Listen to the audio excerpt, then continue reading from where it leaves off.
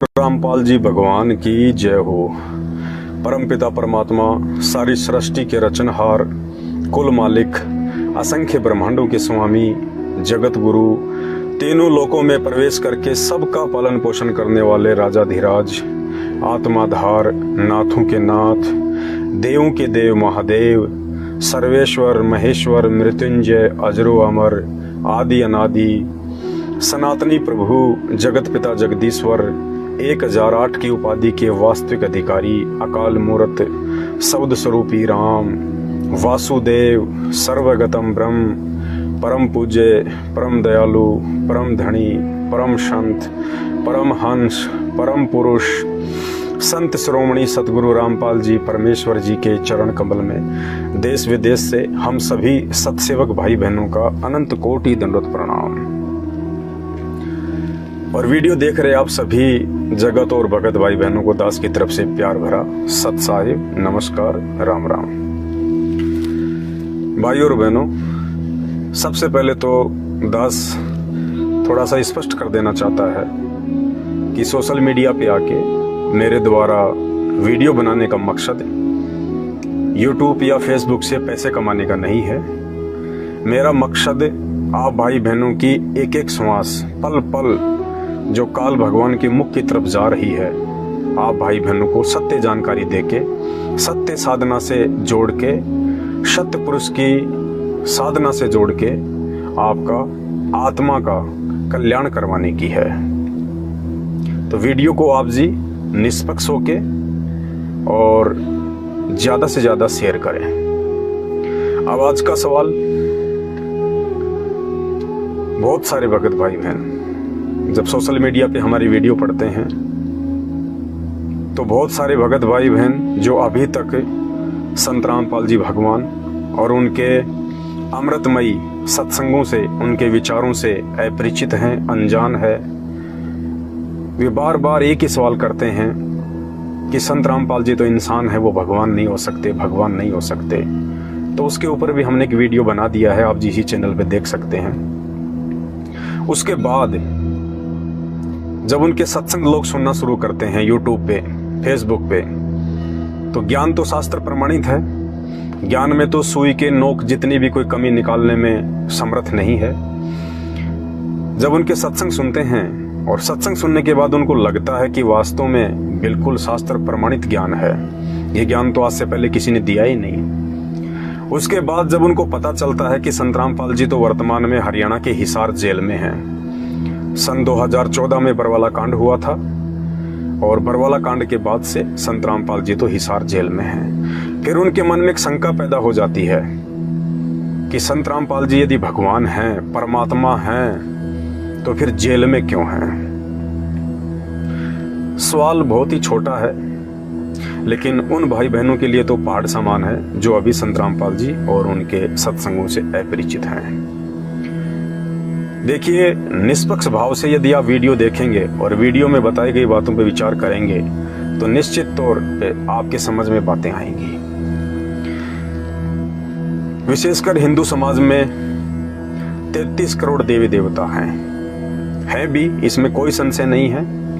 33 करोड़ देवी देवता हैं जो एक ब्रह्मांड की सृष्टि का संचालन करते हैं। जैसे हमारे भारतवर्ष में राष्ट्रपति जी जो हैं वो देश के प्रथम नागरिक हैं, और उसके बाद में एक प्रधानमंत्री है, उसके बाद में कैबिनेट का जो मंत्रालय है उसमें बहुत सारे एमपी हैं, बहुत सारे विधायक हैं, फिर आप जी आईपीएस अधिकारी हैं, आईएएस अधिकारी हैं, सरपंच हैं, ग्राम सेवक हैं। इस प्रकार भारत देश में ना जाने कितने पोस्ट हैं, कितने पद हैं जो देश के संचालन में राष्ट्रपति का सहयोग करते हैं। इसी प्रकार एक ब्रह्मांड की जो सृष्टि है जिसमें 3 लोक हैं, पृथ्वीलोक, स्वर्गलोक और पाताल लोक, इन तीनों लोकों की सृष्टि के संचालन में 33 करोड़ देवी देवताओं का सहयोग होता है। और मुख्य रूप से ब्रह्मा विष्णु महेश को ही हम लोग जानते हैं, क्योंकि ब्रह्मा जी को सृष्टि का उत्पत्ति कर्ता कहा जाता है, विष्णु जी को पालन करता और शंकर जी को संहार करता। तो जो 33 करोड़ देवी देवता थे, क्या उन 33 करोड़ देवी देवताओं ने रावण की जेल नहीं काटी? रावण की जेल 33 करोड़ देव देवताओं ने काटी। अग्निदेव तो उनकी रोटियां पकाया करता था, वरुण देव उनकी झाड़ू निकाला करता था। 33 करोड़ देवी देवताओं को लंकापति रावण ने और उसके पुत्र मेघनाथ ने, क्योंकि मेघनाथ को इंद्रजीत इसीलिए कहा जाता है क्योंकि उसने अपनी सिद्धि शक्ति से, अपनी माया से अपनी सेना को आकाश में उड़ा के स्वर्ग पे धावा बोल दिया और इंद्र को उसने बंदी बना लिया था, इसलिए उसको इंद्रजीत कहा जाता है। तो 33 करोड़ देवी देवताओं को रावण ने अपनी जेल में डाल रखा था। उनसे अपनी नौकरियां करवाया करता था, झाड़ू लगवाया करता था, पानी भरवाया करता था। भाई वो 33 करोड़ देवी देवता जेल काटने के बावजूद भी जब आप और हमारे लिए भगवान हो सकते हैं, घर घर में उनकी पूजा हो सकती है, हम उनके सामने मन्नतें मांग सकते हैं, उनके मंदिर बन सकते हैं, तो संत रामपाल जी अगर जेल में हैं तो वो भगवान क्यों नहीं हो सकते? उसके बाद में आप श्री रामचंद्र जी को देख लीजिएगा, वो त्रेता युग में आए थे और रामचंद्र जी ने 14 वर्ष की जेल काटी। आप जिसको वनवास कहते हैं, सुनने में तो बहुत अच्छा लगता है, वनवास वनवास। वनवास का मतलब क्या होता है? जेल। श्री राम ने 14 वर्ष तक जेल काटी। आज की जेल में तो बहुत सारी सुविधा हैं, समय पे आपको नाश्ता मिलेगा, समय पे आपको खाना मिलेगा, मेडिकल की सुविधा है, घर वालों से बातचीत की सुविधा है, हर प्रकार से आपके हर अधिकारों के तहत आपको सुविधाएं दी जाती हैं। जब त्रेता युग में 14 वर्ष तक श्री रामचंद्र जी ने जेल काटी, जब वो वनवास में भटकते रहे, क्या सुविधा थी उनको? झोपड़ी बना के रहे, खुद ही उनको खाने पीने का बंदोबस्त करना पड़ता था, जंगली जानवरों का भय रहता था, आंधी, ओले, गर्मी, सर्दी, तूफान, हर प्रकार से उन्होंने असुविधाओं का सामना किया। तो श्री रामचंद्र जी ने 14 वर्ष तक जो जेल काटी थी, उस जेल से तो आज वर्तमान की जेल अच्छी है जो संत रामपाल जी काट रहे हैं। और जब 14 वर्ष की जेल काट के श्री रामचंद्र जी विशेषकर हिंदू समाज में पूजनीय हो सकते हैं, तो संत रामपाल जी को जेल काटने में क्या दिक्कत होगी? क्या संत रामपाल जी भगवान नहीं हो सकते? संत रामपाल जी कौन से बलात्कार के मुकदमे में जेल काट रहे हैं? संत रामपाल जी कौन सा चोरी के मुकदमे में जेल काट रहे हैं? संत रामपाल जी कौन सा मारपीट के मुकदमे में जेल काट रहे हैं? बताइए। 2014 का बरवाला कांड हुआ, संत रामपाल जी के खुद के घर वाले, खुद के उनके परिवार वाले, उनके भाई बंधु रिश्तेदार, उनकी मनमानी हरकतों के चलते, उनकी अपनी घटिया और छोटी सोच के चलते पुलिस प्रशासन के साथ में आश्रम की मुठभेड़ हुई और संत रामपाल जी के परिवार वालों की महामूर्खता और महागलती के चलते 5 भगत भाई बहनों की मौत हुई, जिसका झूठा मुकदमा संत रामपाल जी पे लगाया गया और आज वे जेल काट रहे हैं। तो जब 14 साल की जेल काट के रामचंद्र जी भगवान हो सकते हैं, और रामचंद्र जी ने भी तो अपने ही परिवार वालों की महामूर्खता के कारण जेल काटी थी, वनवास काटा था। उनकी खुद की सौतेली माता कैकेयी, जिसने अपने मन में दोष धारण करके अपने पुत्र भरत के लिए राज सिंहासन और श्री रामचंद्र जी के लिए वनवास का वरदान मांगा था, वचन लिया था राजा दशरथ जी से, तो श्री रामचंद्र जी ने भी तो अपने ही परिवार वालों की महामूर्खता के चलते जेल काटी, वनवास काटा। संत रामपाल जी भी वही हैं, वो भी अपने ही परिवार की महामूर्खता के चलते आज हिसार जेल में बैठे हैं। तो जब श्री रामचंद्र जी भगवान हो सकते हैं जेल काट के, तो संत रामपाल जी क्यों नहीं हो सकते? उसके बाद आप श्री कृष्ण जी का जीवन ले लीजिए। श्री कृष्ण जी का तो जन्म ही जेल में हुआ, और श्री कृष्ण जी का जन्म भी उनके अपने खुद के परिवार वालों की महामूर्खता के कारण हुआ, उनके मामा जी की महामूर्खता के कारण हुआ, कंस की महामूर्खता के कारण, जो श्री कृष्ण जी को अपना दुश्मन समझ बैठा था। संत रामपाल जी तो 60 साल के बाद जेल गए हैं। और आप जिन्हें भगवान कहते हैं श्री कृष्ण जी, उनका तो जन्म ही जेल में हुआ। वो तो पैदा ही बंधनों में हुए, जेल में हुए। जब वे भगवान हो सकते हैं तो संत रामपाल जी को भगवान होने में क्या दिक्कत है? अब आप कहेंगे वो तो श्री कृष्ण जी की लीला थी, वो तो रामचंद्र जी की लीला थी। उस समय उनको किसी ने भगवान नहीं माना था। उस समय कोई नहीं कहा करता था कि ये लीला चल रही है। उनको आम व्यक्ति समझा करते थे, अपने जैसा समझा करते थे, उनके साथ में लड़ाई झगड़ा किया करते थे। कंस अगर उनको भगवान मानता तो क्या उनकी हत्या के लिए उनके माता पिता को जेल में डालता? क्या मामा होने के बावजूद वो अपने भांजे की जान का दुश्मन बनता अगर उनको भगवान मानता तो? माता कैकेयी अगर रामचंद्र जी को भगवान मानती, विष्णु का अवतार मानती, तो क्या अपने पुत्र के लिए राज सिंहासन और भगवान के लिए वनवास मांगती? तो उस समय किसी ने भगवान नहीं माना, कोई लीला नहीं मानता था। अपने जैसे आम व्यक्ति मानते थे, साधारण पुरुष। आज उनके शरीर त्यागने के सैकड़ों हजारों लाखों वर्ष बाद वो भगवान बन गए। घर घर में उनकी पूजा शुरू हो गई, मंदिर बन गए। तो इंतजार कीजिए, वर्तमान में भी संत रामपाल जी की लीला चल रही है। सैकड़ों वर्ष बाद, हजारों वर्ष बाद ये भी भगवान बन जाएंगे आने वाली पीढ़ियों के लिए। आप इतने जल्दी डिसीजन लेके अपना दिमाग क्यों खराब करते हैं? तो जब श्री कृष्ण जी जेल में पैदा होके भगवान हो सकते हैं तो संत रामपाल जी को भगवान होने में क्या परेशानी है? उसके बाद आप सिख धर्म के प्रवर्तक नानक देव जी को ले लीजिए, जिसको आज पूरा सिख समाज मानता है। लगभग सभी समाज वाले मानते हैं, नानक जी का सम्मान करते हैं। नानक जी ने भी तो सन 1526 में मुगल बादशाह बाबर की जेल काटी थी। जब इब्राहिम लोदी को हरा के बाबर ने 1519 से 1526 के बीच में मुगल साम्राज्य की भारत में स्थापना की, हजारों लोगों को उसने जेल में डाला, जिसमें नानक जी भी थे। और जब वो जेल में गए नानक जी से मिलने, और जब उन्होंने नानक जी का चेहरे का नूर देखा, एक अलग ही आभा देखी, तो उनको लगा कि ये तो कोई महान संत हैं। तो उन्होंने नानक जी को जेल से रिहा कर दिया। तो जब सिख धर्म के प्रवर्तक नानक देव जी बाबर की जेल काट के आज वो भगवान हो सकते हैं, सिख समाज के लिए परमात्मा हो सकते हैं, वाहे गुरु हो सकते हैं, एक महापुरुष हो सकते हैं, घर घर में जिनकी पूजा हो सकती है, तो संत रामपाल जी को पूजने में क्या दिक्कत है? संत रामपाल जी भी तो वही ज्ञान दे रहे हैं जो ज्ञान नानक जी ने दिया था, बल्कि नानक जी से भी ऊपर का ज्ञान दे रहे हैं। फिर संत रामपाल जी भगवान क्यों नहीं हो सकते? उसके बाद भारत देश को जिन स्वतंत्रता सेनानियों ने आजाद करवाया अंग्रेजों की गुलामी से, जिन्होंने संघर्ष किया, जिनमें भगत सिंह का मुख्य नाम आता है।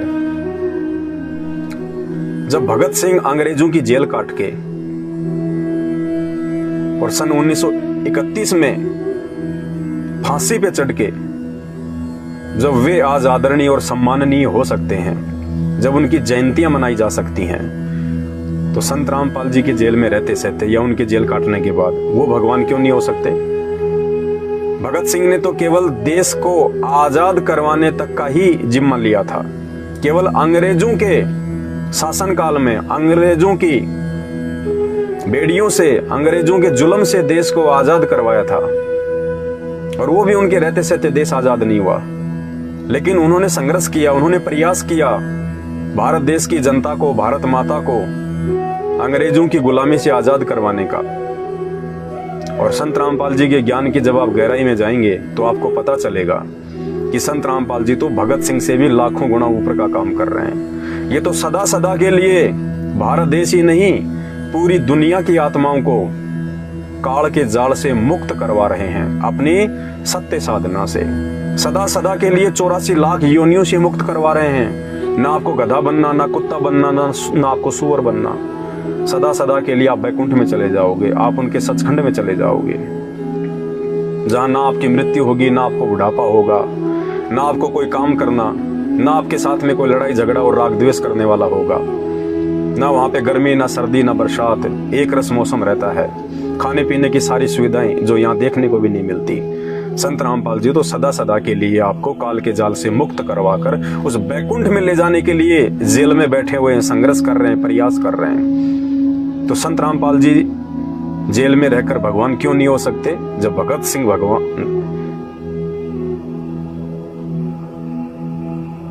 भगत सिंह अंग्रेजों की जेल काट के और आदरणीय और सम्माननीय हो सकते हैं। उसके बाद में दक्षिणी अफ्रीका के राष्ट्रपति नेल्सन मंडेला, जिन्होंने रंग भेद नीति के खिलाफ एक लंबी लड़ाई लड़ी, संघर्ष किया। सन 1990 में 27 वर्ष तक जेल काटकर वो दक्षिणी अफ्रीका के राष्ट्रपति बने, 1994 से 1999 तक। जब नेल्सन मंडेला 27 साल तक जेल काटकर दक्षिणी अफ्रीका के राष्ट्रपति बन सकते हैं, वे वहां के गांधी कहलवा सकते हैं, लाखों लोगों के दिलों में जगह बना सकते हैं। आज वे आदरणीय हैं वहां के लोगों के लिए, वहां के नागरिकों के लिए। तो संत रामपाल जी जेल काटकर या जेल में रहते सहते भगवान क्यों नहीं हो सकते? वो पूजनीय क्यों नहीं हो सकते? अरे नेल्सन मंडेला ने तो खाली रंग भेद नीति के खिलाफ ही जंग लड़ी थी। संत रामपाल जी तो चारों धर्मों से पाखंड को जड़ से मिटाने के लिए संघर्ष कर रहे हैं। और उनका नारा है कि जीव हमारी जाति है, मानव धर्म हमारा, हिंदू मुस्लिम सिख ईसाई धर्म नहीं कोई न्यारा। कोई धर्म है ही नहीं, कोई जाति है ही नहीं। जब भगवान की कोई जाति नहीं है, भगवान का कोई धर्म नहीं है, तो इंसान की जाति और धर्म कहां से हो जाएगा जिनको भगवान ने पैदा किया है? ये केवल धर्म के ठेकेदार जो इन शास्त्रों को समझ नहीं पाए, ज्ञान की गहराई तक पहुंच नहीं पाए और अपना धंधा बनाए रखने के लिए इंसानों को आपस में बांट दिया। हिंदू मुस्लिम सिख ईसाई, कोई कहे हमारा राम बड़ा, कोई कहे खुदाई रे, कोई कहे ईसा मसीह बड़ा, ये बांटा रहे लगाई रे। हमने भगवान को बांट लिया, अपने बाप को बांट लिया। हिंदू मुस्लिम सिख ईसाई आपस में सब भाई भाई, सब पढ़ते हैं, सब जानते हैं और सबको मालूम है कि चाहे हिंदू हो, चाहे मुसलमान हो, चाहे सिख हो, चाहे ईसाई हो, एक ही विधि से जेल में लिपट के मां के गर्भ से बाहर आते हैं। ना किसी के माथे पे हिंदू का ठप्पा होता है, ना मुसलमान का, ना जैन का, ना बौद्ध का, ना सिख, ना ईसाई का। बाहर आकर नहा धोकर कोई पंडित बन जाता है, कोई शूद्र बन जाता है, कोई क्षत्रिय बन जाता है, कोई बौद्ध बन जाता है, कोई जैनी बन जाता है। जबकि मां के गर्भ से सबके सब शूद्र बन के आए थे, गंदगी में लिपट के आए थे, जेर में लिपट के आए थे, लहू लुहान होके आए थे। बदबू आ रही थी जब माँ के योनि से, माँ के गर्भ से, माँ के पेट से जब हम बाहर आए थे। जो बाहर आके कोई पंडित बन गया, कोई जाट बन गया, कोई यादव बन गया, कोई जैनी बन गया, कोई बौद्ध बन गया, कोई मुसलमान बन गया। माँ के गर्भ से सारे के सारे शूद्र बन के आए थे, शूद्र। तो संत रामपाल जी तो आज उन सभी आत्माओं को एक ही जाति यानी जीव जाति से जोड़ने का काम कर रहे हैं कि तुम जीव हो, तुम्हारी औकात इससे ज्यादा नहीं है। 104 डिग्री बुखार आ जाए तो डॉक्टर चाहे मुसलमान हो, चाहे हिंदू हो, चाहे जैनी हो, चाहे बौद्ध हो, आदमी जाने से नहीं कतराता कि मेरी जान बचे, तुरंत दौड़ के चला जाता है। उस समय नहीं देखता कि ये डॉक्टर मुसलमान है, हिंदू है, जैनी है या बौद्ध है। तो संत रामपाल जी तो एक बहुत लंबी लड़ाई लड़ रहे हैं पिछले 28 वर्षों से, पूरे मानव समाज को एक करने के लिए, सभी धर्मों और जातियों को एक करने के लिए।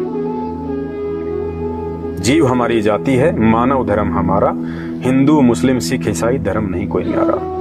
तो भाई जब नेल्सन मंडेला रंग भेद नीति के खिलाफ 27 वर्ष तक जेल में रहने के बाद दक्षिणी अफ्रीका के राष्ट्रपति और उसके बाद दक्षिणी अफ्रीका के गांधी बन सकते हैं, आदरणीय हो सकते हैं, तो संत रामपाल जी तो उससे भी लाखों गुना ऊपर की लड़ाई लड़ रहे हैं। वे भगवान क्यों नहीं हो सकते? और तो और महात्मा गांधी, जिनको राष्ट्रपिता कहा जाता है, नोटों पे जिनकी फोटो आती है, हर सरकारी कार्यालय में जिनकी फोटो लगी रहती है, महात्मा गांधी, जिनको बापू भी कहा जाता है।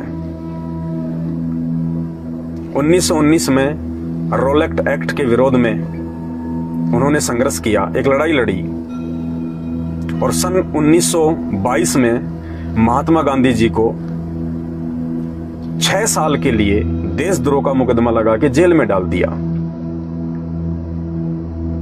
संत रामपाल जी पे भी देशद्रोह का ही मुकदमा लगा हुआ है। तो जब महात्मा गांधी देशद्रोह का मुकदमा अपने ऊपर लगवाकर 6 साल जेल काटकर वो राष्ट्रपिता बन सकते हैं, बापू बन सकते हैं, एक महान आत्मा कहला सकते हैं, तो संत रामपाल जी को राष्ट्रपिता नहीं विश्व पिता कहना चाहिए। विश्व पिता, वो पूरी दुनिया को जोड़ने का काम कर रहे हैं, पूरे विश्व को एक करने का कार्य कर रहे हैं। और आने वाले समय में यही संत रामपाल जी होंगे जो विश्व के गुरु होंगे, विश्व गुरु, जो भारत को विश्व गुरु बनाएंगे अपने आध्यात्मिक ज्ञान के द्वारा। ये बात अभी आप लोगों के गले नहीं उतरेंगी, थोड़ा इंतजार करना पड़ेगा आपको, या उनके सत्संग सुनने पड़ेंगे, तब आपकी आत्मा स्वीकार करेगी कि महात्मा गांधी तो केवल भारत देश के राष्ट्रपिता कहलाए थे। आने वाले समय में संत रामपाल जी भगवान विश्व पिता कहलाएंगे, विश्व आत्मा। तो जब महात्मा गांधी देशद्रोह का मुकदमा लगवाकर 6 साल की जेल काटकर राष्ट्रपिता हो सकते हैं, तो संत रामपाल जी भगवान क्यों नहीं हो सकते, परमात्मा क्यों नहीं हो सकते भाई? क्या दिक्कत आ गई? और इनको तो छोड़िए, आज जो ये पृथ्वी लोक है और पृथ्वी लोक में जितने भी प्राणी हैं मानव शरीरधारी, चाहे कोई राष्ट्रपति हो, चाहे राजा हो, चाहे रंक हो, चाहे बिजनेसमैन हो, कोई भी हो, हम सब भी तो जेल काट रहे हैं। हम सब भी तो जेल काट रहे हैं, काल की जेल काट रहे हैं हम। कहते हैं दुनिया सारी जेल है और जेलर है शैतान। शैतान, मुसलमान धर्म में जिसको शैतान कहा जाता है, हिंदू धर्म में जिसको काल कहा जाता है। काल जो ब्रह्मा विष्णु महेश का पिता है, जो दुर्गा का पति है।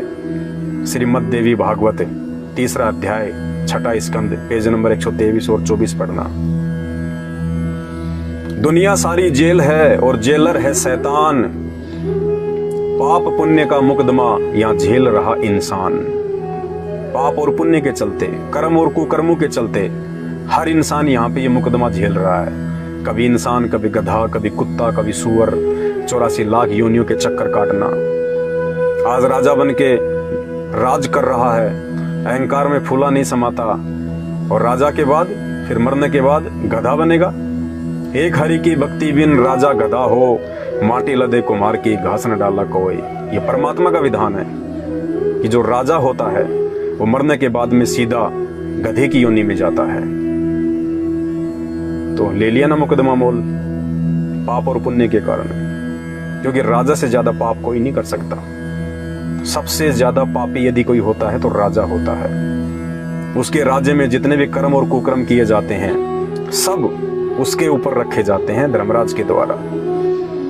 तो कहते हैं दुनिया सारी जेल है और जेलर है शैतान। पाप पुण्य का मुकदमा यहां झेल रहा इंसान। राजा रंक सब कैदी हैं। राजा और रंक सब कैदी हैं, सब काल के अंडर में हैं। राजा रंक सब कैदी हैं, ज्ञान बिना अनजान, और ना कोई छूटा ना छूट पाया बिना सतगुरु के ज्ञान। तो आज संत रामपाल जी भगवान, ये हमारा सौभाग्य है कि भारत देश की जमीन पे और विशेषकर हरियाणा में परमपिता परमेश्वर सतगुरु रामपाल जी भगवान के पावन चरण हैं। 8 सितंबर 1951 को वे प्रकट हुए और प्रतिवर्ष 8 सितंबर को उनका प्रकट दिवस मनाया जाता है सत्सेवक भाई बहनों के द्वारा, जिन्होंने सतगुरु रूप में आए हुए परमेश्वर को पहचान लिया है। तो ये भारत देश का सौभाग्य है। विश्व की तुलना में हम भारत देशवासियों का परम सौभाग्य है कि वो पूर्ण परमात्मा ब्रह्मा विष्णु महेश और दुर्गा का पति काल, जिसके नाखून के बराबर भी नहीं है, ऐसी ऐसी महान शक्तियां तो उस परमात्मा के लोक में, उसके सचखंड में उनके नौकर के समान हैं। उनके वहां पे पानी भरती हैं। वो परमात्मा जिस धरती पे आप और हमें जगाने के लिए, हमारी आत्मिक चेतना को जागृत करने के लिए, हमें 84 लाख योनियों के महादुख से बाहर निकालने के लिए इंसान रूप में आए हुए हैं और 28 वर्षों से वे प्रयास कर रहे हैं शास्त्रों को आधार बनाकर, क्योंकि भक्ति का आधार केवल शास्त्र होते हैं। मनमुखी साधना भक्ति का आधार नहीं होती है। जय जय राम, हरे राम, राधे राधे, श्याम मिला दे, ओम नमः भागवते वासुदेवाय, ये किसी भी धर्मशास्त्र में नहीं लिखा हुआ है। ये जाप करने के मंत्र नहीं है, ये मनमुखी साधना है। जैसा अज्ञानी धर्मगुरुओं ने बता दिया वैसा हमने लकीर पीटना शुरू कर दिया। भक्ति का विधान हमारे धर्म ग्रंथ हैं, वरना क्या जरूरत थी इनको लिखने की? क्या जरूरत थी वेद व्यास जी को 18 पुराण, 6 शास्त्र, 4 वेद, गीता जी लिखने की? क्योंकि भक्ति का विधान है कलयुग केवल नाम आधारा, सुमर सुमर नर उतरो पारा। वो नाम इन शास्त्रों में मिलेगा और इन शास्त्रों से निकाल के केवल तत्वदर्शी संत ही दे सकता है। ये लाखों की संख्या में भारतवर्ष में जो संत, महत, मठाधीश, शंकराचार्य जो बने हुए हैं, ये नहीं निकाल सकते। ये खुद 84 लाख योनियों के जाल से बाहर नहीं निकल सकते। अपने चेलों और चेलियों को कहां से निकालेंगे? ये तो खुद जन्म और मृत्यु में है। तो गीता जी अध्याय नंबर 15 श्लोक नंबर 104 के अनुसार जो तत्वदर्शी संत, जो भक्ति विधि को ठीक ठीक से बता सकता है, समझा सकता है, जो 84 लाख योनियों के महादुख से बाहर निकाल सकता है, जो बैकुंठ में बैठा सकता है, सचखंड में लेके जा सकता है, वो तत्वदर्शी संत आज वर्तमान में भारत देश की पावन भूमि पे संत रामपाल जी भगवान के रूप में हैं। उनको पहचानिए और पहचान होगी उनके विचार सुनने से, उनके सत्संग सुनने से। किसी भी महापुरुष के विषय में यदि हमें जानना है तो हमें सबसे पहले सर्वप्रथम उनके विचार सुनने पड़ेंगे, उनके सत्संग सुनने पड़ेंगे। सत्संग सुनने के लिए ही परमात्मा ने हमें मानव जीवन दिया है। कहते हैं माता पिता मिल जाएंगे लख 84 माही, अन्य योनियों में भी माँ बाप मिल जाएंगे। आज भी माँ बाप मिले हुए हैं। भक्ति नहीं की, कौन सी भक्ति? शास्त्र अनुकूल भक्ति जो संत रामपाल जी भगवान बता रहे हैं, एकमात्र पूरी दुनिया में। यदि ये भक्ति नहीं की तो अगला जन्म हमारा गधे का, सूअर का और कुत्ते का होगा। 84 लाख योनियों में मच्छर, मक्खी, कीट पतंग बनेंगे। कहते हैं माता पिता तो वहां भी मिल जाएंगे, कल को सूअर बन गए बिना भक्ति के, माँ बाप तो वहां भी मिलेंगे। कहते हैं माता पिता मिल जाएंगे लख 84 माही, लेकिन सतगुरु की सेवा और ये शास्त्र प्रमाणित भक्ति फेर मिलन की नाई। एक बार यदि आपका ये मानव शरीर छूट गया, जो बड़े भाग्य से प्राप्त हुआ है, परमात्मा की मेहर से प्राप्त हुआ है, भक्ति करने के लिए, शास्त्र अनुकूल साधना करने के लिए, 84 लाख योनियों से अपना पीछा छुड़वाने के लिए। कहते मानुष जन्म पाए के जो नहीं रटे हरि नाम, जैसे कुआं जल बिना फिर बनवाया क्या काम। कुआं खोद दिया बहुत अच्छा, और उसमें पानी है नहीं, तो क्या फायदा वो कुआं बनवाने का। इसी प्रकार ये मानव जन्म तो भगवान ने दे दिया, लेकिन यदि इस मानव जन्म से हमने सच्चे संत की पहचान नहीं करी और सच्चे संत के बताए अनुसार शास्त्र अनुकूल साधना नहीं की, तो भी इसका कोई यूज नहीं है। फिर हम 84 लाख योनियों में चले जाएंगे।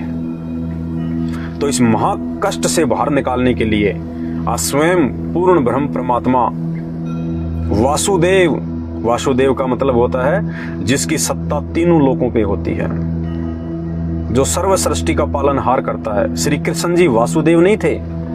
वासुदेव तो श्री कृष्ण जी के पिताजी का नाम था। श्री कृष्ण जी वासुदेव नहीं थे, और श्री कृष्ण जी के पिताजी का नाम वासुदेव वेदों से लेके रखा गया था।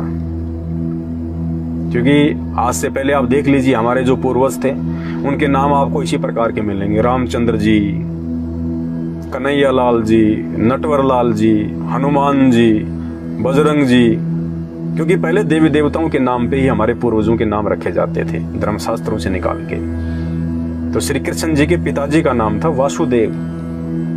श्री कृष्ण जी का नाम वासुदेव नहीं था, और ना ही श्री कृष्ण जी वासुदेव हैं, ना ही श्री कृष्ण जी तीनों लोकों में प्रवेश करके सबका भरण पोषण कर सकते हैं। ये भी आप और हमारी तरह एक जीव हैं। जब कभी ये मानव शरीर में धरती पे थे, इन्होंने अच्छी साधना की थी, अच्छी भक्ति की थी, उसके प्रतिफल में उनको ये पोस्ट मिली हुई है। केवल उनको एक ये पद मिला हुआ है। जैसे राष्ट्रपति भी एक इंसान ही होता है, एमएलए और एमपी भी इंसान ही होते हैं, आप और हमारी तरह, लेकिन कुछ अच्छे काम करके, संघर्ष करके, लोगों के दिलों में जगह बना के और हमारे से वोट लेके वो हमारे से ऊपर की पोस्ट पे पहुंच जाते हैं, मंत्री बन जाते हैं, प्रधानमंत्री बन जाते हैं, होते वो इंसान ही हैं। इसी प्रकार राम और श्री कृष्ण और 33 करोड़ देवी देवता, ये भी आप और हमारी तरह जीव हैं, इंसान हैं। इनका भी जन्म और मृत्यु होता है। इसका प्रमाण हमारे शास्त्र देते हैं, गीता जी देती है इसका प्रमाण कि अर्जुन तेरे और मेरे तो बहुत सारे जन्म हो चुके हैं, तू नहीं जानता, मैं जानता हूं। श्रीमद् देवी भागवत इसका प्रमाण दे रही है। 6वां अध्याय 3रा स्कंद पेज नंबर 124 123। खुद श्री विष्णु जी कह रहे हैं कि हे माते, दुर्गा से प्रार्थना कर रहे हैं कि हे माते, हम तो आपकी शक्ति से ये कार्य संचालन कर रहे हैं। हमारा तो आविर्भाव और तिरोभाव होता है। आविर्भाव यानी जन्म और तिरोभाव यानी मृत्यु। तीनों देवता स्वीकार करते हैं कि हमारी तो जन्म और मृत्यु होती है। तो भाई और बहनों, मेरी आपसे प्रार्थना है, निष्पक्ष होकर आप वीडियो को देखें, धैर्य पूर्वक आप संत रामपाल जी भगवान के सत्संग सुने।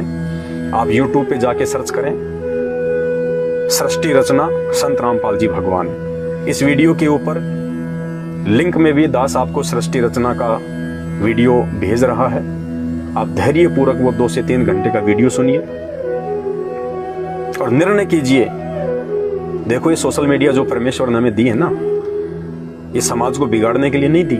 जिस प्रकार से आज लोग तरह तरह के वीडियो बना के, उल्टे सीधे वीडियो बना के, मात्र चंद पैसों के लिए, पब्लिसिटी के लिए महंगे महंगे मोबाइल लाके, महंगे महंगे कैमरा लाके सारा दिन गलियों में भटकते रहते हैं। क्या सूचना मिले, क्या देखने को मिले, कब कोई एक्सीडेंट हो, हम उसका वीडियो बना के डालें, 2 पैसे हमारे को यूट्यूब से मिले।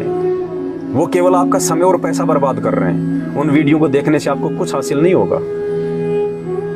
और ये वीडियो जो आप देखने जा रहे हैं, जो आप देख रहे हैं, इस वीडियो से आपको सही जानकारी मिलेगी, मिल रही है।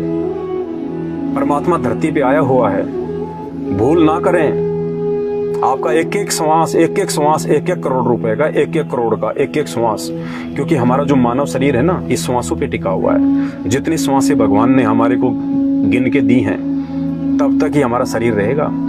बाकी आप चाहे पहलवान हैं, चाहे आप कोई बॉडीगार्ड हैं, चाहे आप राष्ट्रपति हैं, आप प्रधानमंत्री हैं, आप एक सामान्य व्यक्ति हैं, जिस दिन आपकी श्वासें पूरी हो जाएंगी, उसी दिन आपके शरीर को गाड़ दिया जाएगा या फिर इसको अग्नि में स्वाह कर दिया जाएगा, जला दिया जाएगा। इस शरीर की कोई वैल्यू नहीं है। इस शरीर की केवल एक ही वैल्यू है कि जब तक इसमें श्वास है, तब तक हम शुभ कर्म कर सकते हैं, भगवान की साधना कर सकते हैं। और भगवान बिना गुरु के नहीं मिलता। श्री रामचंद्र जी आए, श्री कृष्ण जी आए, जिनको आप 3 लोक के भगवान कहते हैं, और हैं भी वो 3 लोक के भगवान, क्योंकि वो कंप्लीट गॉड नहीं है, वो सभी लोकों के भगवान नहीं है, केवल 3 लोक के भगवान हैं। उनको भी यहां आके भक्ति करने के लिए गुरु धारण करना पड़ा। श्री रामचंद्र जी ने वशिष्ठ को अपना गुरु बनाया, श्री कृष्ण जी ने दुर्वासा ऋषि को अपना गुरु बनाया, और उन गुरुओं ने उनको साधना बताई, उनको मंत्र बताए, और उनकी आज्ञा में रह के वो अपनी भक्ति किया करते थे। 33 करोड़ देवी देवताओं ने भी अपना गुरु बना रखा है भक्ति के लिए। उनको भी ज्ञान है इस बात का कि बिना गुरु के ज्ञान नहीं, और ज्ञान बिना भक्ति नहीं, और भक्ति बिना मुक्ति नहीं। बृहस्पति जी को 33 करोड़ देवी देवताओं ने भी अपना गुरु बना रखा है। अरे और तो और राक्षसों ने भी अपना गुरु बना रखा है, शुक्राचार्य। उनको भी इस बात का ज्ञान है कि बिना भक्ति के हमारे अंदर शक्ति नहीं आ सकती, और बिना शक्ति के हम देवताओं से युद्ध नहीं कर सकते। आप और हम इंसानों से तो राक्षस भी समझदार हैं, उन्होंने भी अपने गुरु बना रखे हैं। और कोई भी कार्य, आध्यात्मिक तो छोड़िए, सांसारिक कोई भी कार्य बिना गुरु के हम नहीं सीख सकते, सफल नहीं हो सकते। एक बच्चे को भी यदि हम नौकरी लगाना चाहेंगे, डॉक्टर बनाना चाहेंगे, इंजीनियर बनाना चाहेंगे, उसको भी एक टीचर की जरूरत पड़ती है, एक गुरु की जरूरत पड़ती है। किसी को अगर बाल काटना सीखना है तो उसको भी एक गुरु बनाना पड़ेगा। तो बिना गुरु के ना तो आध्यात्मिक कार्य सफल हो सकते, ना सांसारिक कार्य सफल हो सकते। और वर्तमान में हमें मानव जन्म प्राप्त है, और मानव जन्म देने वाला परमात्मा स्वयं सतगुरु रामपाल जी भगवान, उनका वैदिक नाम है कबीर देव। वेदों में उनका कबीर देव नाम है। वो कबीर परमात्मा आज संत रामपाल जी के रूप में धरती पे प्रकट है। देखिए, हम विष्णु जी को भगवान कहते हैं, तो विष्णु जी जब चाहे वो प्रकट हो सकते हैं, यहाँ पे अपने लेवल का काम वो कर सकते हैं। श्री विष्णु जी त्रेता में आए रामचंद्र रूप में, द्वापर में आए श्री कृष्ण जी रूप में, और लाखों साल बाद कल्कि के रूप में आएंगे। ऐसे ही वो कबीर परमात्मा जब चाहे जिस नाम से और जिस रूप से धरती पे आ सकता है। तो वर्तमान में वो कबीर परमात्मा, वो सारी सृष्टि का भगवान, वो रचनहार, जिसने सभी जीवों की उत्पत्ति की है, सभी का पालन पोषण कर रहा है। आप तो मेहनत मजदूरी करके सोचते हैं कि खा रहा हूं, बच्चे पाल रहा हूं। एक हाथी जितना आप एक महीने में नहीं खाते, उतना एक टाइम खाता है, 40 मण। वो कौन सा काम करता है? उसने कौन सा बिजनेस खोल रखा है? उसका भी परमात्मा पेट भरता है। तो जो सभी जीव जंतुओं का पेट भरता है, पो पाटी पगड़ा भया जागी जिया जून, सब काहू को देत है वो चोट समाना चून। जो परमात्मा चींटी को कण और हाथी को मण दे रहा है उसकी आवश्यकता के अनुसार, वो कबीर देव, वो कबीर साहब आज वर्तमान में सतगुरु रामपाल जी भगवान के रूप में भारत देश की पावन धरती हरियाणा में प्रकट हैं 8 सितंबर 1951 से। और 1994 से उस परमेश्वर ने ये आध्यात्मिक जो जंग है वो छेड़ रखी है। हम भूले भटके प्राणियों को, हम भूले भटके प्राणी जो नकली संत और महात्माओं की जो कैद में हैं, अनजाने में हम उनको बहुत बड़े महापुरुष मान रहे हैं, हम उनको ज्ञानी और विद्वान मान रहे हैं। उनको तो भक्ति मार्ग का, आध्यात्मिक मार्ग का, शास्त्रों का कै ख गै भी नहीं पता है। भले ही वो गले में 4 किलो की माला पहन के बैठे हैं, भले वो 4 किलो वजन अपने दाढ़ी और बालों का बढ़ा के बैठे हैं, लेकिन आध्यात्मिक मार्ग में 0/0 हैं।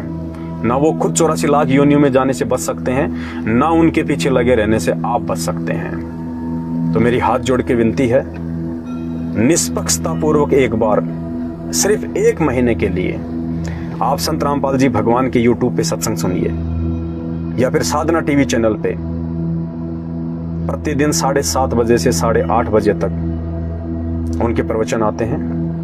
आप सुनिए, 1 महीने सुनिए आप।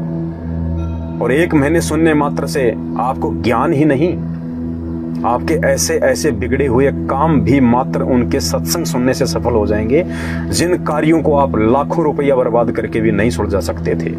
ये मेरा विश्वास है, क्योंकि मैं सन 2013 से उस पूर्ण परमेश्वर सतगुरु रामपाल जी भगवान की शरण में हूं। तो मैं आपसे विनती कर सकता हूं, जबरदस्ती नहीं कर सकता। मानना या ना मानना ये आपके अपने बुद्धि विवेक पे है।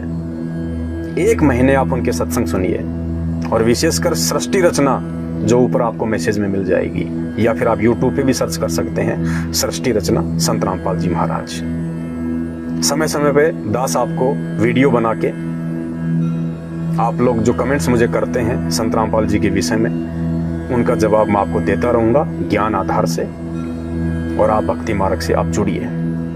देखिए, ब्रह्मा विष्णु महेश या 33 करोड़ देवी देवताओं से हमारी कोई यारी नहीं है, आप और हमारी कोई दोस्ती नहीं है। ना हमने देखा, ना हमारे बुजुर्गों ने देखा, फिर भी हम उनको मान रहे हैं। क्यों मान रहे हैं? क्योंकि हम अपने बुजुर्गों से सुनते आए हैं, हमारे बुजुर्ग अपने बुजुर्गों से सुनते आए हैं। हमने केवल देखा देखी में उनको पूर्ण परमात्मा मान लिया, भगवान मान लिया। जिन शास्त्रों में उनकी वास्तविक स्थिति लिखी हुई है, उनकी जानकारी लिखी हुई है कि वे कहां तक के भगवान है, उन शास्त्रों का हमने अध्ययन नहीं किया। और वो अध्ययन ना कर पाने के चलते आज हम देखा देखी में, जिसको लोक वेद कहते हैं, सांप की लकीर पीट रहे हैं। उन शास्त्रों से तो हमें जानकारी हुई। हमारे बुजुर्गों को भी अगर किसी ने बताया होगा ब्रह्मा विष्णु महेश के बारे में, तो उन शास्त्रों से ही बताया होगा। देखा तो वर्तमान के किसी भी व्यक्ति ने नहीं है, ना ब्रह्मा को, ना विष्णु को, ना महेश को, ना राम को, ना कृष्ण को, ना 33 करोड़ देवी देवताओं को। तो शास्त्रों से ही जानकारी हुई। तो संत रामपाल जी उन्हीं शास्त्रों से आपको खोल खोल के ब्रह्मा विष्णु महेश जी और केवल हिंदू धर्म की नहीं, मुसलमान धर्म की, जैन धर्म की, बौद्ध धर्म की, सिख धर्म की, ईसाई धर्म की, हर धर्म के धर्म ग्रंथ और उनके महापुरुषों की जानकारी दे रहे हैं कि उनको कहां तक का ज्ञान था। और उनके द्वारा बताई गई साधना यदि आप वर्तमान में कर रहे हो तो आपको क्या मिलेगा। आज अमूमन 90% समाज भक्ति करता है, चाहे वो किसी भी धर्म और जाति से जुड़ा है, फिर भी वो दुखी है, परेशान है। हम सभी देवी देवताओं की भक्ति करते हैं, फिर भी हम दुखी हैं। क्यों? या तो वो देवी देवता गलत है या फिर हमारी भक्ति गलत है।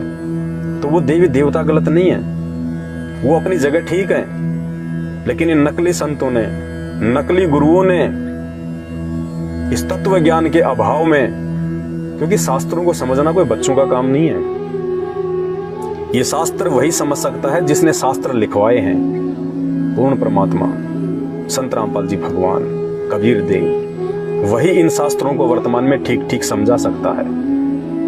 तो आप संत रामपाल जी के द्वारा जो सत्संग किए गए हैं, शास्त्रों को दिखा दिखा के, दुनिया के पहले संत हैं जिन्होंने सभी धर्मों के सभी सर्वशास्त्रों को टीवी चैनलों पे वीडियो के माध्यम से सार्वजनिक किया है। ऐसा अनमोल तत्व ज्ञान आपको संसार में कहीं देखने और सुनने को नहीं मिलेगा। तो सिर्फ 1 महीना आप संत रामपाल जी के सत्संग सुनिएगा, वरना ये मानव जीवन अगर एक बार आपके हाथ से छूट गए ना, घर वाले तो आपको लकड़ियां इकट्ठी करके आपको जला के या दफना के आ जाएंगे। कोई याद नहीं करेगा आपको, कोई याद नहीं करेगा। 10-12 दिन रो पीट के रह जाएंगे। उसके बाद तो जीवन ऐसे चलना है कि आज से पहले हमारे पूर्वज नहीं मरे, हमारे बुजुर्ग नहीं मरे, दुनिया मरती नहीं आ रही। कितने दिन लोग उसका शोक मनाते हैं, ऐसे ही 2 दिन आपका शोक मना लेंगे लोग। वो भी यदि आपने अपनी जिम्मेदारियां सही प्रकार से निभाई होंगी तो, यदि आपने एक पिता और एक पति का, एक बेटे का सही तरीके से फर्ज अदा किया होगा तो। वरना लोग तो शमशान घाट में कह देते हैं साइड में बैठ के कि अच्छा हुआ निकम्मा मर गया, शराब पी के रोज गालियां निकालता था। तो मेरी आपसे विनती है, ये मानव जन्म आत्म कल्याण के लिए मिलता है। ये सारा दिन गधे कुत्ते सुअर की तरह काम करने के लिए नहीं मिलता। अरे 2 टाइम की रोजी रोटी के लिए हम इतनी मारामारी करते हैं, इतनी झूठ बोलते हैं। एक बैल और गधा भी इतना नहीं कमाता, इतनी मेहनत नहीं करता जितना एक इंसान करता है। एक किसान खेत में बैल को दोपहर में 2 घंटे आराम दे देगा, लेकिन वो खुद भी घास पाड़ने में लगा रहता है। पर एक दिन जीवन बर्बाद करके हम चले जाएंगे, इन बच्चों का पेट भरते भरते। इन बच्चों का पेट आप नहीं भर रहे। कहीं आपको ये गलतफहमी हो कि मैं मेरा परिवार पाल रहा हूं, मैं मेरे बच्चों को पढ़ा रहा हूं। अरे जिनके माता पिता जन्म लेते ही मर जाते हैं ना, उनके बच्चे भी IPS अधिकारी बनते हैं, IAS बनते हैं, बहुत बड़े बड़े अधिकारी बनते हैं। जब हम माँ के पेट में होते हैं ना, वो परमात्मा, वो विधाता उसी समय हमारे भाग्य का निर्धारण कर देता है, लिख देता है हमारी किस्मत को। उसके बाद चाहे माता पिता रहें या ना रहें, वो हमें किस्मत में लिखा हुआ मिलना ही मिलना है। कहते हैं मासा घटे ना तिल बदे, विधाता लिखे जो लेख। माँ के गर्भ में वो विधाता, वो कबीर देव संत रामपाल जी भगवान जो लेख लिख देता है कि तेरी 60 साल की उम्र होगी, तेरे इतने बच्चे होंगे, तेरे पास इतनी संपत्ति होगी, उस समय तेरी मृत्यु होगी, तेरे जीवन में इतने सुख और इतने दुख आएंगे। कहते उस विधाता के द्वारा लिखे गए लेखों को कोई मेट नहीं सकता। मासा घटे न तिल बदे, विधाता लिखे जो लेख। सच्चा सतगुरु मेट कर ऊपर मारे मेख। सच्चा सतगुरु ही उन लेखों को मिटा सकता है। आपके माँ के पेट में लिखे गए उन कर्मों को भी वो परमात्मा, वो विधाता, वो कबीर देव, वो संत रामपाल जी खुद यहाँ पे सतगुरु बनके, और जब हम उनकी शरण में जाएंगे, उनके द्वारा बताई गई हम भक्ति करेंगे, तो माँ के पेट में यदि हमारी मृत्यु 60 साल की उम्र में है या 40 साल की उम्र में लिख दी गई है, और यदि हम उसी विधाता की शरण में आ जाएंगे जो आज संत रामपाल जी के रूप में धरती पे आए हुए हैं, तत्वदर्शी संत बनकर, जब हम उनकी शरण में आ जाएंगे तो भक्ति करवाने के लिए वो परमात्मा उस 40 साल की उम्र में जो हमारा अंत होना था, उसके ऊपर क्रॉस लगा के 100 साल की उम्र प्रदान कर देगा। 100 साल की उम्र, ये परमेश्वर के गुणों में लिखा है। आपके भाग्य में, आपके प्रारब्ध में यदि कैंसर से मरना है, एड्स से मरना है, कोढ़ से मरना है, और यदि आप संत रामपाल जी की शरण आ गए वो परमात्मा भक्ति करवाने के लिए आपके उस भाग्य में लिखे हुए उस कर्म को काट देगा, आपको स्वस्थ और सुंदर शरीर प्रदान करेगा भक्ति के लिए। वरना सतगुरु की आवश्यकता नहीं पड़नी चाहिए। क्या आवश्यकता फिर सतगुरु की? ये दुनिया भर के नकली संत अपने आप को सतगुरु कहते हैं, पूर्ण संत कहते हैं, दुनिया को पागल बनाए बैठे हैं।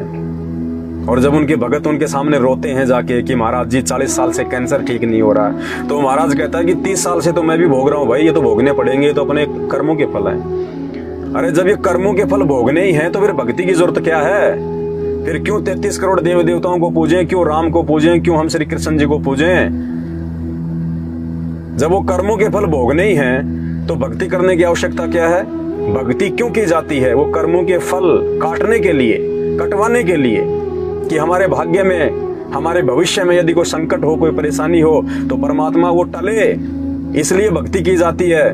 2-2 घंटे लोग बैठते हैं, घंटियां बजाते हैं, आरतियां करते हैं, और जब वो नकली संत कह देते हैं कि ये तो कर्म तो भोगना ही पड़ेगा, तो बताइए भक्ति करने की इच्छा बनेगी? कोई मूर्ख होगा जो भक्ति करेगा। तो भक्ति से कर्मों के जो प्रारब्ध में हमारे जो कर्म होते हैं और उनके फल हमें जो भोगने होते हैं, उन कर्मों को भक्ति से काटा जा सकता है यदि आपका गुरु सच्चा है तो।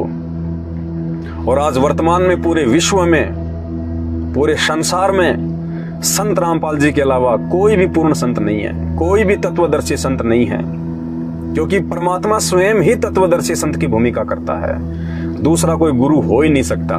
बाकी सब नकली हैं, अज्ञानी हैं, जो आपके भाग्य में लिखे हुए उन कर्मों को नहीं काट सकते।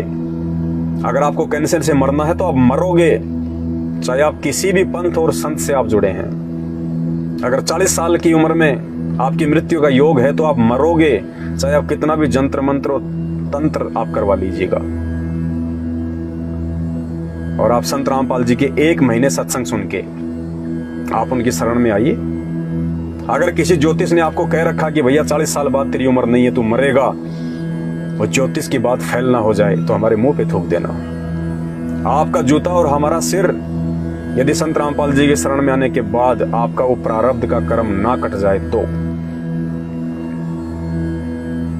तो आज मौका है हमारे पास में। आज धरती पे भगवान आए हुए हैं। श्री राम और श्री कृष्ण जी की भक्ति करने से, उनकी आरतियां करने से, या कि मुसलमान धर्म में जो भी उनके पीर पैगंबर हैं, या जैन धर्म में महावीर जी हैं, या बौद्ध धर्म में महात्मा बुद्ध जी हैं, उनकी भक्ति करने से, उनकी आरतियां करने से, उनके द्वारा बताई गई साधना करने से आपके कर्मों के बंधन नहीं कट सकते, 100% नहीं कट सकते, क्योंकि ये खुद अपने नहीं काट पाए। त्रेता युग में श्री रामचंद्र जी ने धोखे से बाली को मारा, पेड़ की ओट लेके।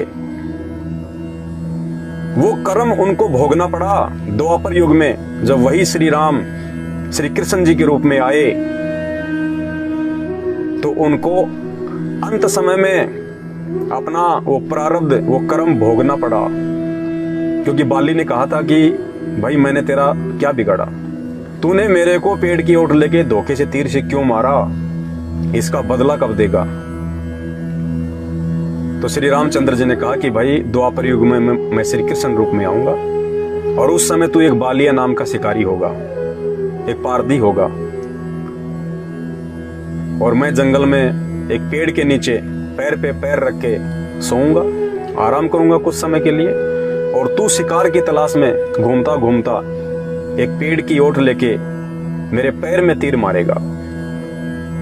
क्योंकि श्री कृष्ण जी के पैर में एक पदम था जो 0 वाट के बल्ब की तरह चमकता था, और उस बाली वाली आत्मा जो बालिया बना हुआ था द्वापर युग में, उसको सारा दिन हो गया था, कहीं कोई शिकार नहीं मिला था। थका हारा वापस आ रहा था, अचानक से घनी झाड़ियां थी, पेड़ थे जंगल में, उसको वो चमकीली वस्तु दिखाई दी। उसने सोचा ये किसी हिरण की आंख है जो चमक रही है, सारा दिन हो गया शिकार मिला नहीं है, अगर आवाज करूंगा तो कहीं भाग ना जाए। उसने हिरण की आंख समझ के श्री कृष्ण जी के पैर में उस पदम में तीर मार दिया, जहरीला तीर था वो, और वहीं श्री कृष्ण जी की तड़प तड़प कर मृत्यु हुई। तो जब श्री रामचंद्र जी यानी श्री विष्णु भगवान खुद अपना वो प्रारब्ध का वो कर्म नहीं काट सके, मृत्यु का बदला मृत्यु, तो बताइए श्री राम की भक्ति करने से या श्री कृष्ण की भक्ति करने से या विष्णु जी की भक्ति करने से हमारे कर्म कैसे कटेंगे भाई? ये तो हमारी आंखों के सामने प्रत्यक्ष प्रमाण है। उसके बाद भी यदि हम लोग आंखें नहीं खोलेंगे, कौन से दिन खोलेंगे? वो प्रारब्ध के कर्म काटने के लिए आज पूर्ण परमात्मा कबीर देव संत रामपाल जी भगवान के रूप में आए हुए हैं। सत्संग सुनिए, अपना आत्म कल्याण करवाइए। ये मौका बार बार नहीं मिलेगा। ये कमेंट्स में आप जितनी मर्जी गालियां दे दो, जितने मर्जी उल्टे सीधे बातें बोल दो, कोई बात नहीं, लेकिन एक एक श्वास का लेखा वो परमात्मा ले रहा है। छोड़ेगा नहीं धर्मराज। तो बचना है तो आज बच सकते हो, आगे मौका नहीं मिलेगा। तो मेरी केवल हाथ जोड़ के विनती है अपने आत्म कल्याण के लिए। देखो मेरा इसमें कोई भला नहीं है, ना मुझे YouTube से कोई पैसा मिल रहा है ये वीडियो बनाने का, ना आप मुझे कोई पेंशन देने वाले। यदि मैं आपको एक अच्छा मार्ग दिखा रहा हूं, एक अच्छा रास्ता यदि मैं आपको बता रहा हूं, तो आपको विचार करना चाहिए। समझदार व्यक्ति वही होता है जो विचार करे कि ये व्यक्ति ऐसा क्यों बोल रहा है, क्या इसके द्वारा बोले गए शब्दों में कोई दमखम भी है या नहीं है। आपको उसकी जांच करनी चाहिए। आपको संत रामपाल जी के सत्संग सुनने चाहिए। जैसे कोई व्यक्ति रास्ते रास्ते जा रहा है और कोई राम रमी करे, बोले भाई कहाँ जा रहे हो? बोले भैया मैं दिल्ली जा रहा हूँ, और जा रहा है वो जयपुर की तरफ, और वो आदमी कह दे कि भाई तेरा तो रास्ता गलत है, तेरे को तो किसी ने गलत रास्ता बता दिया, दिल्ली तो इस तरफ है उत्तर दिशा की ओर, तू तो दक्षिण में जा रहा है जयपुर की तरफ। और वो उसको गालियां देने लग जाए कि तूने मेरे रास्ते को तूने गलत कैसे बता दिया, मैं सही जा रहा हूं, तेरी हिम्मत कैसे हुई, तेरी औकात कैसे हुई। तो वो तो मूर्ख आदमी है, नासमझ इंसान है, वो बालक बुद्धि है। उसको विचार करना चाहिए कि इस आदमी ने ऐसा क्यों कहा, मुझे उल्टा रास्ता बताने में इसका क्या स्वार्थ होगा। अगर ये बता रहा है कि तेरा रास्ता सही नहीं है तो उस आदमी को विचार करना चाहिए। और यदि उस आदमी की बातों पर वो विचार ना करे तो फिर उसको मानचित्र देखना चाहिए, उसको मैप देखना चाहिए कि भाई देख मैं यहाँ खड़ा हुआ हूँ, कोटपुतली में मैं खड़ा हुआ हूँ, और कोटपुतली से उत्तर दिशा में तो दिल्ली है और दक्षिण में जयपुर है। और मानचित्र आपको वही बात बता दे जो वो व्यक्ति बोल रहा है, फिर तो आपको उसका धन्यवाद करना चाहिए और अपनी दिशा को ठीक कर लेना चाहिए। तो वर्तमान में आप जितने भी भाई बहन हैं जो संत रामपाल जी भगवान की शरण में नहीं हैं, आप चाहे किसी भी धर्म और जाति से हैं, आपने चाहे अपने गुरु बना रखे हैं या नहीं बना रखे हैं, आप जो भी भक्ति साधना आप कर रहे हैं, चाहे कोई गुरु बना के या बिना गुरु बना के, आपकी वो भक्ति साधना दो कौड़ी की नहीं है। आपको 84 लाख योनियों में गधे कुत्ते सुअर बनाने से नहीं बचा सकती। आपके भाग्य में आने वाले संकटों से आपको कोई राहत नहीं मिल सकती। और यदि वो साधना करते करते भी किसी को लगता है कि मेरे तो सारे काम हो रहे हैं, तो वो भक्ति से नहीं हो रहे, आपकी किसी पिछले जन्म की भक्ति से, जो आपने कभी उस परमात्मा की शरण में आके 1-2 साल आपने की होगी, उस भक्ति के कारण आज आपके वो काम ठीक हो रहे हैं, ना कि वर्तमान वाली साधना से। जैसे लाइट आ रही है और किसी व्यक्ति ने अपना बैटरी को चार्ज कर लिया इन्वर्टर के माध्यम से, और यदि लाइट चली जाए तो भी इन्वर्टर से आपका पंखा भी चलेगा और आपका वो बल्ब भी जलेगा। और वो ये सोचे नहीं, और कोई ये कहेगी भाई साहब लाइट नहीं आ रही, लाइट चली गई। अरे लाइट कैसे नहीं आ रही, देख मेरा ये इन्वर्टर लग रहा। लाइट से नहीं चल रहा, लाइट से संचित जो ऊर्जा है उससे बैटरी चल रही है, उससे तेरे पंखे चल रहे हैं। वर्तमान में लाइट नहीं है तेरे घर में, तो वर्तमान में आपके पास में वो सत्य साधना नहीं है जिस सत्य साधना से आपके वो कर्म कटेंगे, आपका भविष्य सुधरेगा, आपके परिवार में खुशहाली होगी। आपका कनेक्शन डिस्कनेक्ट है क्योंकि आपको पूर्ण संत नहीं मिला हुआ, आपको नकली संत मिले हुए हैं। आप मनमुखी रूप से साधना कर रहे हैं और वर्तमान में आपको जो सुख हो रहे हैं, आपके घर में जो कार कोठियां बंगले जो फैक्ट्रियां चल रही हैं, आप जो मंत्री प्रधानमंत्री बने हुए हैं, और यदि आप संत रामपाल जी की शरण में नहीं हैं तो 101% आपकी बैटरी से आपके काम हो रहे हैं। आपके घर में कनेक्शन नहीं है, आपके घर में भक्ति नहीं है, आपके ऊपर भगवान का आशीर्वाद नहीं है। किसी जन्म जन्मांतर में जब कभी आपको मानव जन्म मिला हुआ था, उस समय आपने सच्चा गुरु बना के, और सच्चा गुरु केवल यही कबीर परमात्मा संत रामपाल जी भगवान आता चारों युगों में। आपने कभी न कभी इस परमात्मा की साल 6 महीने 2 साल 4 साल भक्ति की हुई है। अगर आजीवन भक्ति करते, मर्यादा में रहते, तो इसके लोक में चले जाते, वापस मानव जन्म लेने की जरूरत ही नहीं थी। लेकिन बीच में हम छोड़ जाते हैं, जिस कारण से जितनी भक्ति हम उनकी कर पाते हैं वो हमारे पास में शेष रह जाती है। और जब कभी फिर हमारे को मानव जन्म प्राप्त होता है 84 लाख योनियां भोगने के बाद, तो जो हमारी बैटरी जो चार्ज होती है, जो वो भक्ति होती है हमारे पास में, उस भक्ति से हमारे सारे काम होते हैं। और हम सोचते हैं कि मैं तो